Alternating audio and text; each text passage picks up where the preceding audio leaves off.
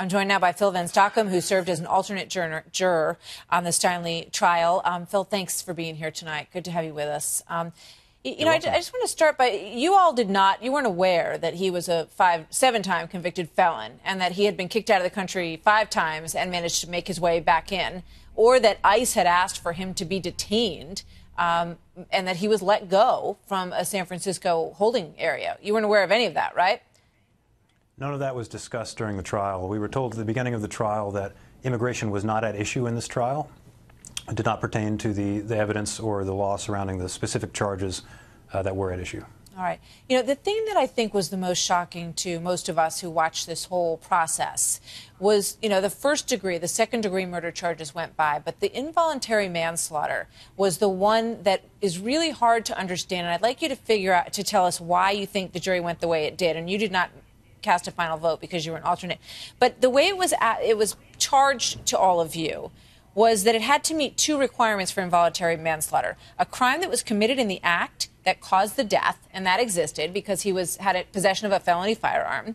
And then number 2, the defendant acted with criminal negligence. He did something that an ordinary person would have known was likely to lead to someone's death. Both of those, as I read them, seem to add up really consistently with what happened here. Sure, I can explain that. This is where I've seen the most confusion about the verdict in this trial, was on the manslaughter charge. So number 1 that you mentioned, a crime had to be committed during the act that caused death. It couldn't be any crime. The crime was specified by the prosecutor, and the jury had to use the crime that was specified by the prosecutor. And in this case, that was specified as brandishing of a weapon.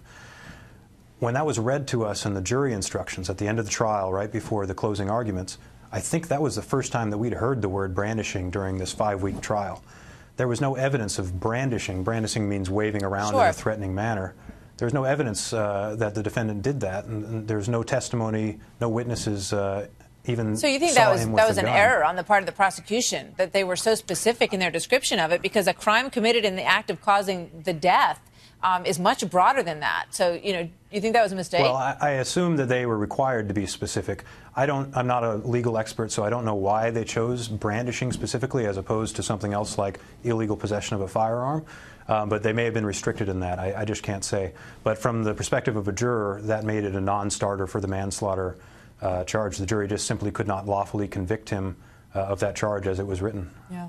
In terms of the larger picture here, as a San Francisco resident, does the policy that allowed him to come in and out and to have a retainer request on him from ICE that was not observed, that was not upheld by the city, and they let him go, does that bother you?